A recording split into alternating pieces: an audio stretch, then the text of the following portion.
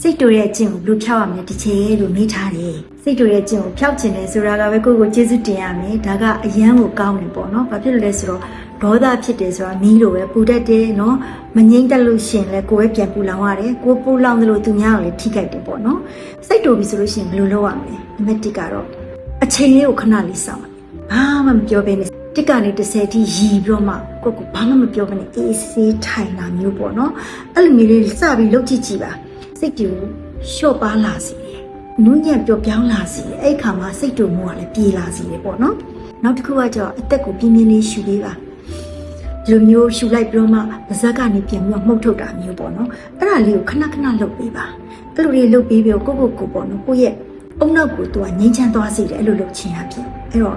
ဘလို့ပဲဖြစ်ဖြစ်ကိုစိတ်တူနေတာလေးကတော့စိတ်ရှိတဲ့ဘက်ကိုရောက်သွားတတ်တယ်ပေါ့နော်မိမိကိုဒေါသထွက်စေတဲ့အရာတွေမိမိကိုစိတ်တူစေတဲ့အရာတွေသတိပြုလိုက်အရင်တော့စိတ်တစ်ချက်အရင်စိတ်တူတယ်ထမင်းစားရင်စိတ်တူပြီအေးအေးပြည့်ရင်စိတ်တူပြီအဲ့ဒါတွေအားလုံးကဂယုလေးစိုက်လိုက်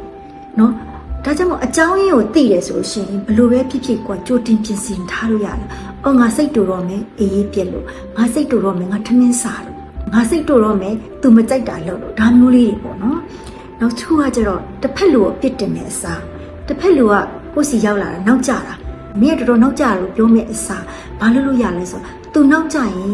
ငါစိတ်ပြက်ပါလားငါစောင့်ရတာစိတ်ပြက်တယ်ဆိုကိုယ့်ရဲ့ခံစားချက်ကလေးကိုဖော်ထုတ်လိုက်သူမမုံနောက်တစ်ယောက်ကနေနောက်ကျရင်လည်းကိုယ့်ရဲ့ခံစားချက်ကအမြဲတမ်းစိတ်ပြက်နေမိမှာပဲအဲ့စိတ်ပြက်နာနေတော့စပါမှာစိတ်တူတာကြီးဖြစ်ပြီးတော့မှကိုကအဲ့ဒါကြောင့်လို့ရံပွဲတွေပါလေဖြစ်တတ်တယ်ဟုတ်တယ်မလားနော်ဒါကြောင့်အဲ့ဒါလေးတွေကိုဂရုစိုက်ဖို့လိုတယ် awareness လုပ်ဖို့လိုတယ်ပေါ့နော်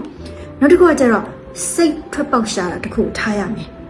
စိတ်တူတက်တဲ့လူရှင်အားကစားလုပ်တာမျိုးတို့တချင်းနားထောင်တာတို့စိတ်တူမဲ့အစားဒယာရီစရေးလိုက်တာမျိုးတို့ဂျာနယ်လင်းလုပ်တာမျိုးတို့အဲ့ဒါအစားထိုးပြီးတော့ပေါ့လုပ်တာမျိုးလေးတွေကိုလုပ်ချင်းအဖြစ်လေကိုယ့်ရဲ့စိတ်ထဲမှာမွန်းကျက်နေတာကြီးပြေးစေတယ်ပေါ့နော်နောက်ဆုံးမှတ်သားမှာတော့စိတ်တူတွေဆိုတာကျင့်ကိုဖျောက်တယ်ဆိုတာတရက်ထဲနဲ့မရဘူးအမြဲတမ်းကြာရှည်လုပ်ပေးရတာပေါ့နော်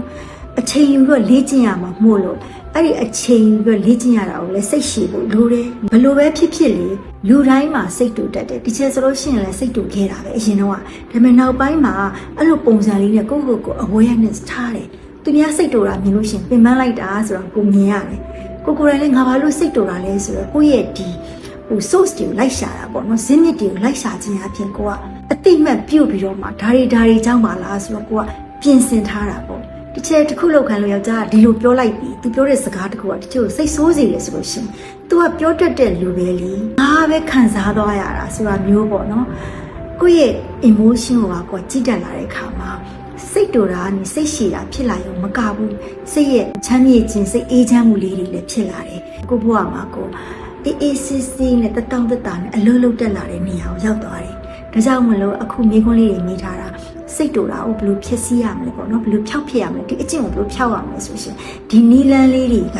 ကျင့်ကိုပျောက်သွားရုံနဲ့မကဘူးဒီချက်ပိုတာလွန်နေပေါ့နော်ကိုလိုချင်တဲ့နေရာကိုရောက်တယ်ကိုရဲ့စိတ်ရှိခြင်းနဲ့အကျိုးဖြစ်ထွန်းတာတွေလည်းဖြစ်စီတယ်ပေါ့နော်အဲ့ဒါလေးပြောနေတစ်ချိန်ဒီကုန်းချုပ်ချင်ပါတယ်လို့